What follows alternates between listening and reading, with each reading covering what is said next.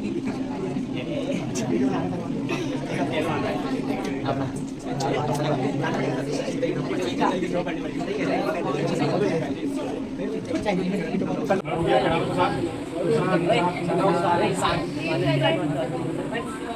Evening days में कैसे हो आप सब? बढ़िया हो? कैसा रहा आपका दिन? बढ़िया है। आज क्या है? तो कौन सा सेलिब्रेट कर रहे हैं? 78 कर रहे हैं। आज क्या हुआ?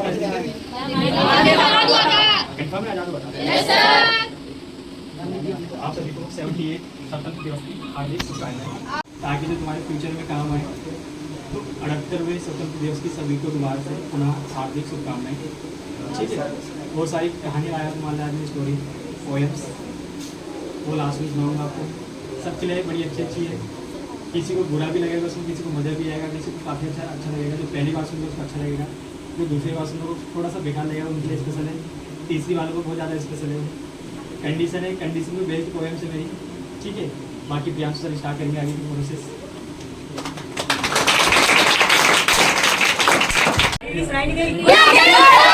हुआ नहीं है सर। कैसे हो आप सब? अभी हुआ नहीं है। 10 मिनट है। 10 मिनट है। गुड आफ्टरनून भी है। गुड आफ्टरनून में गुड आफ्टरनून तो बोला। ठीक है, तो जैसे कि हिमांशु सर ने आप सबको बताया कि हम 78वां स्वतंत्रता दिवस जो है हम सेलिब्रेट कर रहे हैं इस समय पे। ठीक है, देश की आज़ादी को आज के दिन 78 साल पूरे हो चुके हैं। ठीक, स्वतंत्रता का जो संघर्ष है, आप सभी ने सुबह स्कूल में कार्यक्रम रहे होंगे। आप सब वहीं पे भी थोड़ा बहुत सेलिब्रेशन है। और आपके जो महान हस्तियाँ हैं जिन्होंने इस स्वतंत्रता संग्राम में अपना जोर शोर से हिस्सा लिया, कुछ शहीद इसमें बलिदान हो गए हैं, कुछ इनमें महापुरुष ऐसे थे जिन्होंने पूरी जनता को, आवाम को क्या किया, जागृत किया। किसके लिए? केवल स्वतंत्रता के लिए। और स्वतंत्रता आपकी किस चीज़ की? स्वतंत्रता केवल यही नहीं कि आप पे कोई बाउंडेशन है। स्वतंत्रता आपकी किसी भी काम को करने की, आपकी जो एक आज़ादी है उसके लिए भी था। क्योंकि जब हम अंग्रेजों के गुलाम थे 1947 से पहले, जब हम अंग्रेजों के गुलाम थे, तो हमारे पास कई सारे राइट्स जो ऐसे थे जो हमें नहीं मिलते थे। आपकी एजुकेशन का राइट भी आपका केवल लिमिटेड एरिया तक के ही लोगों तक था। आज़ादी के बाद जो हमने संघर्ष किया, अपना संविधान बनाया। संविधान का मतलब क्या है ना, सबको पता है। देश का नीति निर्देशक तक एक होता है। मतलब ये मान लो कि आपकी कानून व्यवस्था, देश किस ढांचे में चलेगा, इसको तय कौन करता है? संविधान करता है। और जैसे संविधान इस समय पे हमारे 3 तरीके से हम ध्यान रखते हैं, विधायिका, कार्यपालिका और न्यायपालिका। ठीक है, कार्यपालिका का काम क्या होता है? जो हमारी विधायिका ने नीतियाँ बनाई हैं, उस नीतियों को क्या करेगा? लागू करवाने का काम। चाहे आपकी कोई योजना के थ्रू हो, चाहे आपके लिए कोई एक बनने वाली नीति हो, चाहे नया कानून हो, ये सारे काम कौन करवाता है? विधायिका के अंदर आपकी कार्यपालिका से आगे बढ़ाती है प्रोसेस को। ठीक है, विधायिका का मेन काम क्या होता है?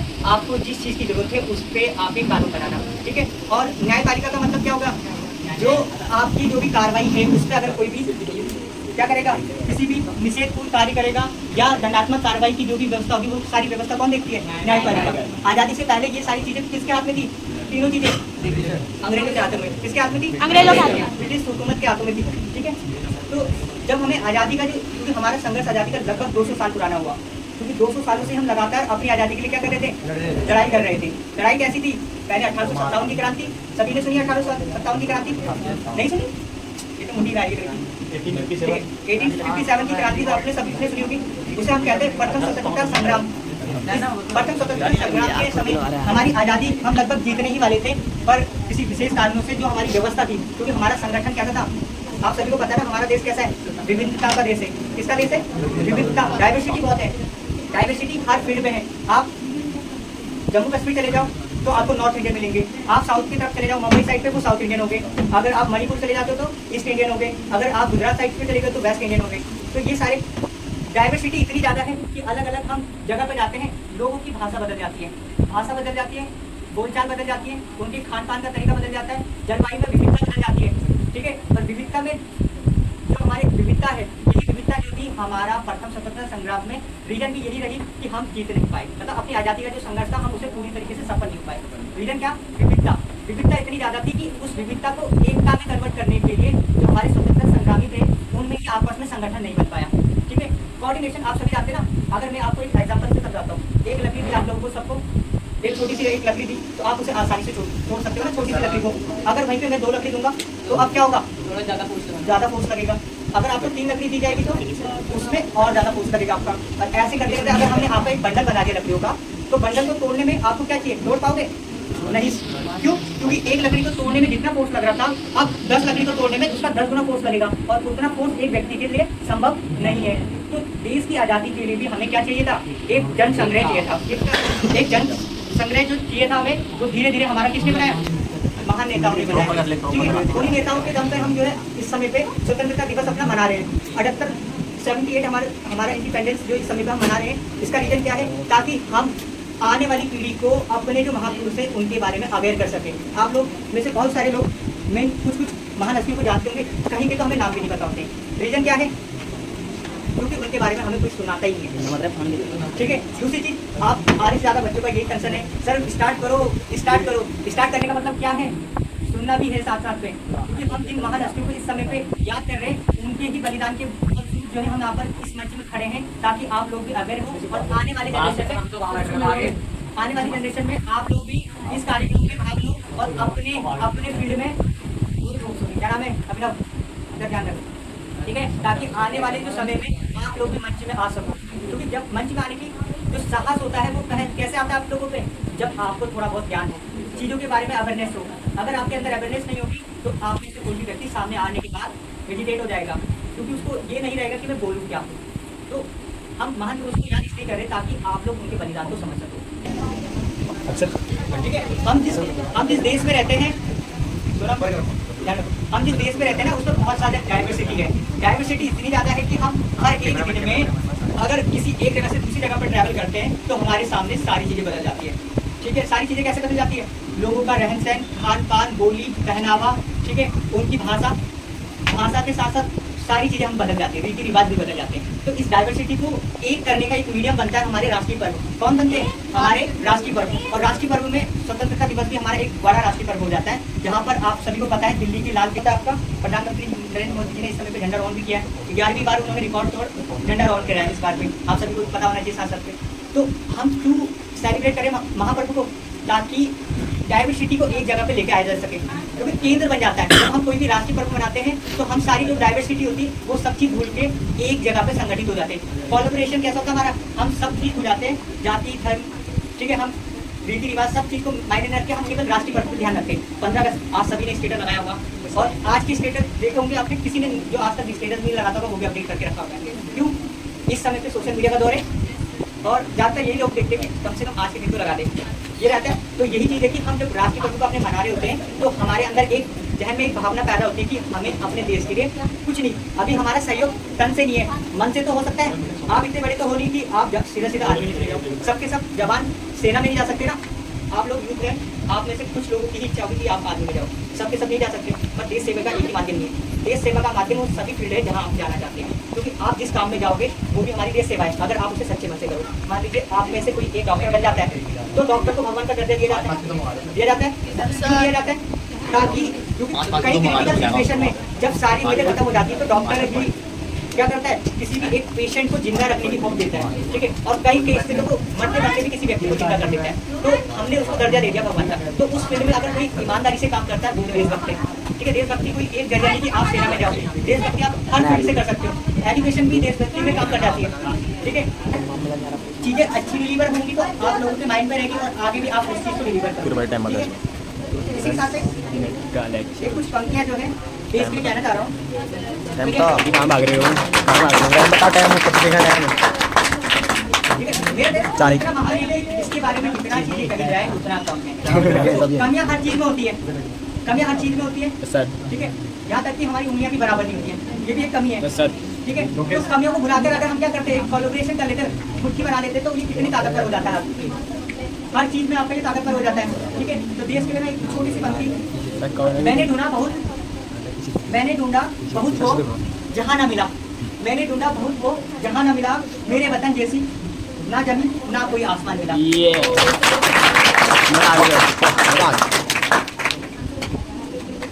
ठीक है, एक और शायरी में आपके सामने लेके आया हूँ, एक ताली हो जाएगी किसी बात में,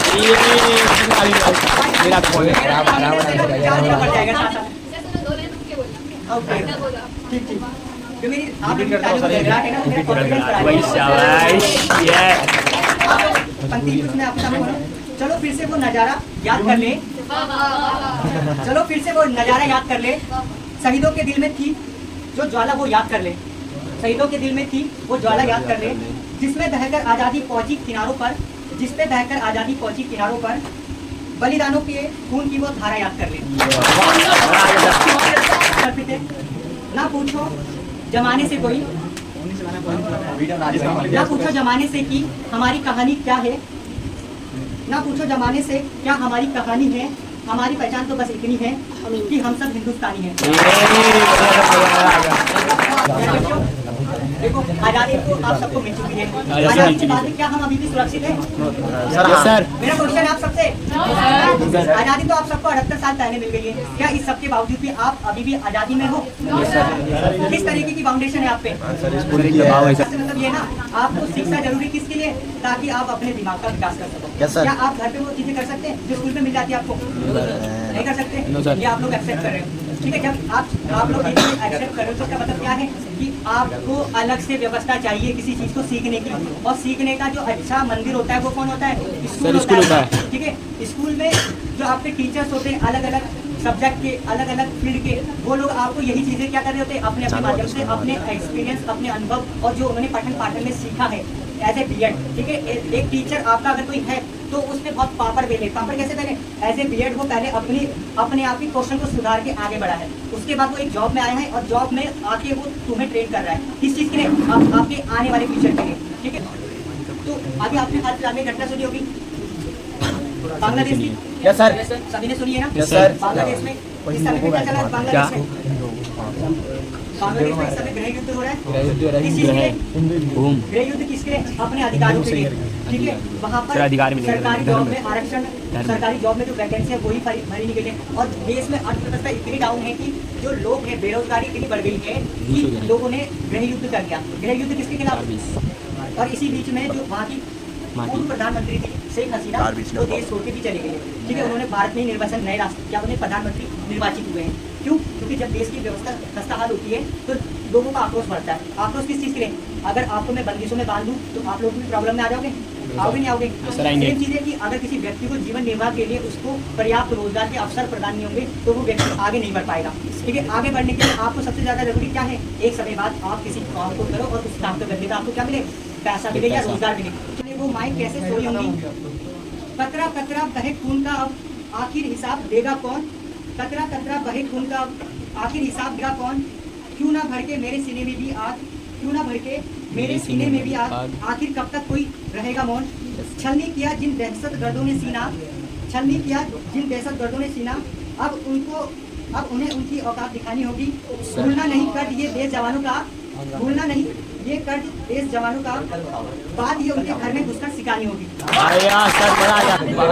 सर एक बार और दोबारा एक और पंक्ति के साथ में देश, सर एक बार और। युवाओं को प्रेरित है ये, ठीक है। ये सभी युवाएं जो हमारे समय पे बैठे हुए हैं ना, कल के दिन आप कौन से फील्ड पे जाने वाले हो और कितने मुकाम अपनी लाइफ में लोगे, ये अभी कोई तय नहीं कर सकता। ये तय कौन करेगा?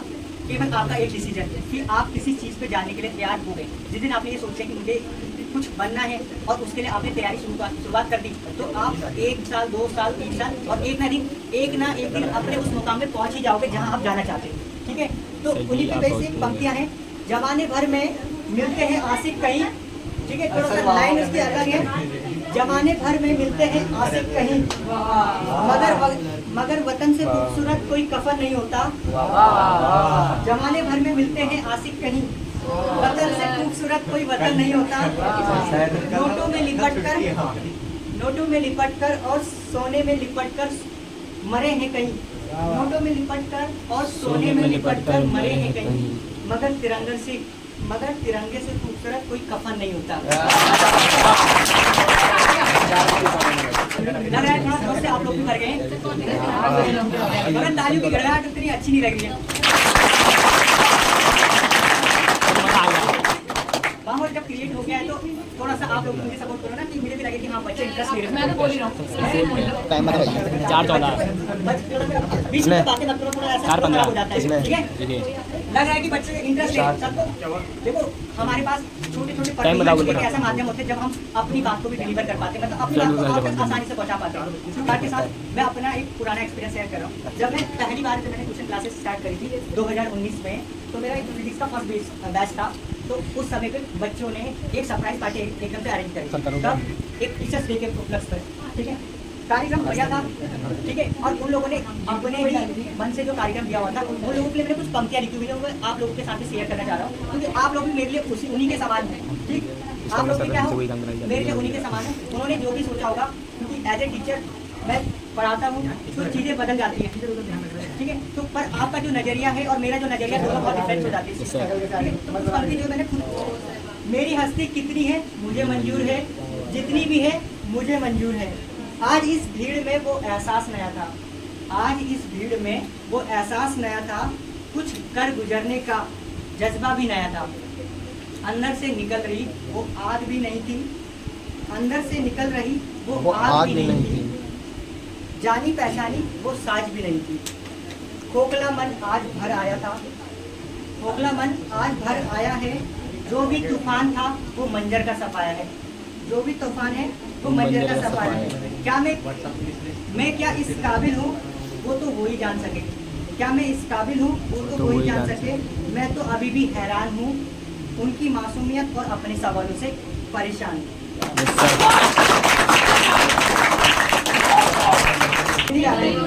एक लास्ट पंक्ति जो है मैं तिरंगे को समर्पित करना चाहूँगा।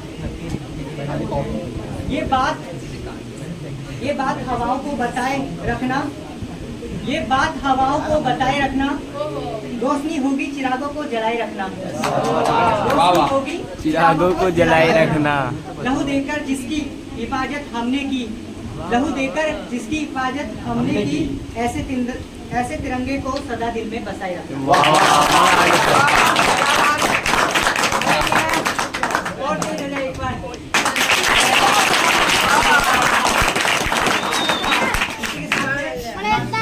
आमंत्रित करता हूँ।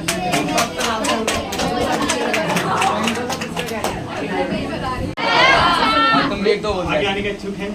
No sir. Why? No sir. क्यों आगे आने का मन नहीं है? आगे आने का बिल्कुल मन नहीं है? क्या तुम लोग नहीं चाहते तुम आगे बढ़ो? सर बना क्या तुम लोग नहीं चाहते कि तुम लोग आगे बढ़ो? तो फिर आज मौका है तुम्हारे पास, मंच खाली है हमारा, 4-5 लोग आ सकते हैं आगे, जो कुछ बोलना चाहता हो, भड़ास निकालना चाहता है बोल सकता है। किस तरह में इतना क्यों आंटो, इतना क्यों डांटो, इतना क्यों सुनाओ? No sir. No sir. कोई इच्छुक नहीं है? लोग ध्यान सुनना, ठीक है। सपना है, टॉपिक है मेरे पास, मेरा सपना है कि सबका हर एक सपना होता है कि हम सपने को क्या क्या कर सकते हैं। ए सपन तुझे मैं पाके रहूँगा, ए सपन तुझे मैं पाके रहूँगा, तू फिक्र मत कर, तू फिक्र मत कर, तेरे लिए तो मैं लड़ता रहूँगा, तेरे लिए तो मैं लड़ता रहूँगा। एक दिन या एक वर्ष क्यों ना लग जाए, एक दिन या एक वर्ष क्यों ना लग जाए, तुझे अपने सर पे तो सजा के रहूँगा, तुझे अपने सर पे सजा के रहूँगा। हर रोज़ ज़िंदगी के नए पन्ने लिखता हूँ, हर रोज़ ज़िंदगी के नए पन्ने लिखता हूँ, पर कुछ कोरे पन्ने छोड़ देता हूँ, पर कुछ कोरे पन्ने छोड़ देता हूँ, क्योंकि उसमें तुझे सजा के रखना है, क्योंकि उसमें तुझे सजा के रखना है।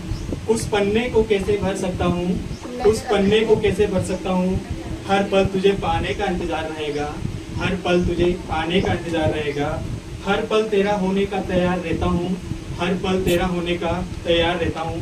तुझे पालूंगा तो थोड़ा संवर जाऊँगा, तुझे पालूंगा तो थोड़ा संवर जाऊँगा, वरना तुझ में मैं अपना लक्ष्य बना लूँगा, वरना तुझे ही मैं अपना लक्ष्य बना लूँगा। एक स्वप्न तुझे तो मैं पाके रहूँगा।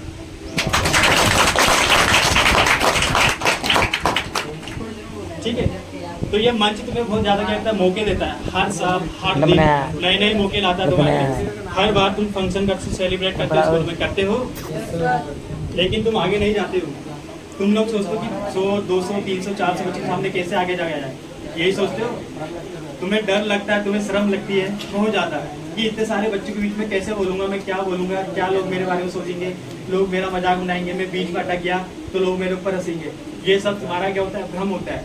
थोड़ा इस भ्रम से बाहर आओ, थोड़ा अपने आप को निखारो। निखारने का मतलब थोड़ा बोलना सीखो, आगे जाके तुम्हें मंच बार बार नहीं मिलते। ये मंच सिर्फ तुम्हें मिलेगा क्लास 12 तक, तुम्हें खुद मैनेज करनी पड़ती है। तुम्हें कोई नहीं पूछेगा तुम कैसे हो, तुम ठीक हो, तुम बेकार हो, कोई नहीं पूछेगा। तुम्हारे हाल कैसे हैं कोई नहीं पूछेगा। बेटा तुम्हारी सरकारी जॉब लगी है सबसे पहले कोई पूछेगा।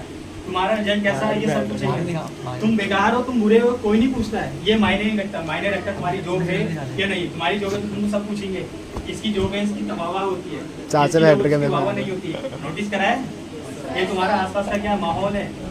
मान लो किसी के आसपास में जॉब लगती है, सारे लोग कहाँ जाएंगे, उसी की तरफ जाते हैं। तुमको कोई पूछेगा 10 दिन के बाद तुम्हारी जॉब लगती है, उसके बाद सारे लोग तुम्हारे पास पहुंच जाएंगे। ये फर्क है। तभी तो तुमसे कहते कि डेडिकेटेड होके पढ़ा करो। घर वाले तुम्हारे पास पूरा डेडिकेशन करते तुम्हारे को पढ़ने के लिए कभी मना नहीं करते, तुम्हें कभी इधर जाने के लिए मना नहीं करते। जितना बोलते उतना ला के देते हैं या मना करते हैं कि हमारे पास कुछ नहीं है खुद कर लो। कोई ऐसा बोलता है? किसी के पेरेंट्स ऐसे नहीं बोलते हैं। सब बोलते हैं हाँ बेटा मिल जाएगा, जितना मांगो उतना मिल जाता है। लेकिन तुम उस हिसाब से डेडिकेटेड तो रहो। शायद इंटर के बाद तुम्हारी जॉब लग जाए, ऐसा भी हो सकता है। डेडिकेटेड रहोगे तो इंटर के बाद बहुत सारी ऑप्शंस आते हैं हमारे पास। हम क्या होते बिल्कुल रेडी नहीं होते। हम सोचते हैं इंटर है हमारा, इंटर करने के बाद सोचेंगे, अदरवाइज हम सोचते नहीं। तो इंटर के बाद जो प्रोसेस होती है बहुत ज़्यादा लंबी हो जाती है। अगर 10th के बाद से तुमने प्रोसेस बनाना स्टार्ट करा है कि मेरा टारगेट ये है, तो 2 साल से लगातार प्रैक्टिस करते रहोगे। 2 साल के बाद तुम्हें मिलेगा, 2 साल के ना 3 साल के बाद जरूर मिलेगा। लेकिन जैसे तुम्हारा इंटर होता है, इंटर के बाद जो तुम्हारी एज होती है गोल्डन एज कहते हैं उसे, 18 to 21। इस गोल्डन एज में अगर जिसकी जॉब लग गई तो लग गई, वरना जॉब वही लगती 27, 28, 29, 30 तक। उसके घर मेरा कहने का मतलब था एक टारगेट बनाओ, अपना एक सपना रखो कि मुझे ये करना है, उसके लिए डेडिकेटेड रहो। 3 साल 4 साल 5 साल जितना टाइम लगता दो, लेकिन पूरा टाइम दो उसे। अदरवाइज जो तुम सोच रहे हो तुम बिल्कुल नहीं बन सकते।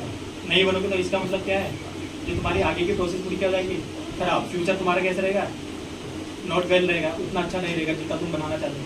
बड़े बड़े सपने देखा करोगे मुझे ये करना वो करना है, छोटे छोटे सपने को फायदा नहीं है। बड़े सपने देखोगे तो उस लायक मेहनत करोगे ना।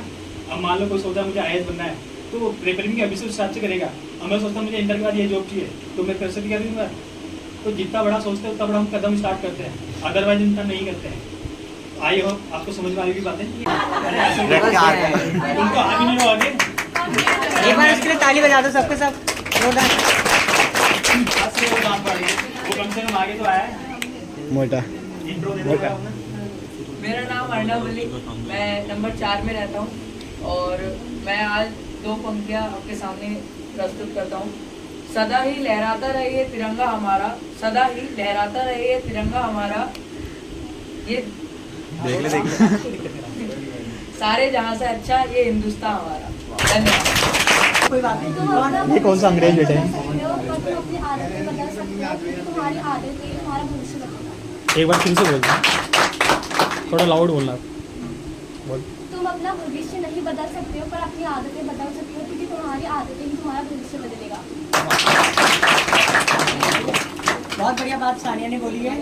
थोड़ा सा ये पहली बार मंच में आई है कि बच्चों की भीड़ में स्कूल में परफॉर्मेंस देना इसलिए आम हो जाता है क्योंकि हमारे स्कूल में सभी रिलेटिव होते हैं कि हम अब उनके साथ फैमिलियर हो गए हमारी क्लास के साथ। पर जब हम नए मंच में आते तो हमें थोड़ा सा डर रहता है। तो जो डर है, हैप्पी इंडिपेंडेंस डे। जवाब तो दे दो। अरे आप भी बोलो हैप्पी इंडिपेंडेंस डे। मैं क्लास 9 में पढ़ती हूँ। मैं एक छोटा सा थॉट लेके आई हूँ। सपने वो नहीं होते जो आप नींद में देखते हो, सपने वो नहीं होते जो आप नींद में देखते हो, सपने वो होते जो आपको सोने नहीं देते। साइड छोड़ो इसके लिए।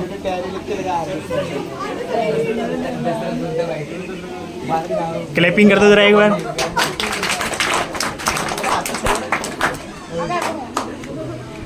First of all, thanks for this opportunity, dear sir. My name is Priya. I am from Chandnagar, Nampane. I am pressing a BSc second year from PNG PG College, Ramnagar. मैं कुछ line अपने sir के लिए बोलना चाहता हूँ, दोनों के लिए। जीवन का पथ जहाँ से शुरू होता है वो राह दिखाने वाला गुरु होता है। आपने बनाया है मुझे इस योग्य की प्राप्ति करूं मैं अपना लक्ष्य। आपने बनाया है मुझे इस योग्य की प्राप्ति करूं मैं अपना लक्ष्य। दिया है हर समय अपना सहारा, जब भी लगा मुझे कि अब मैं हारा। अज्ञान का अंधेरा मिटने से जीवन में ज्ञान की रोशनी आई है। अज्ञान का अंधेरा मिटने से जीवन में ज्ञान की रोशनी आई है। गुरु की कृपा से आज हमने ये अनुभव शिक्षा पाई है।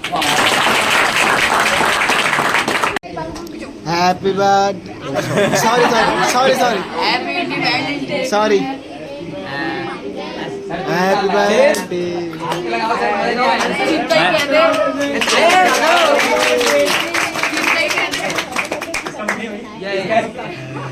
मेरा किसका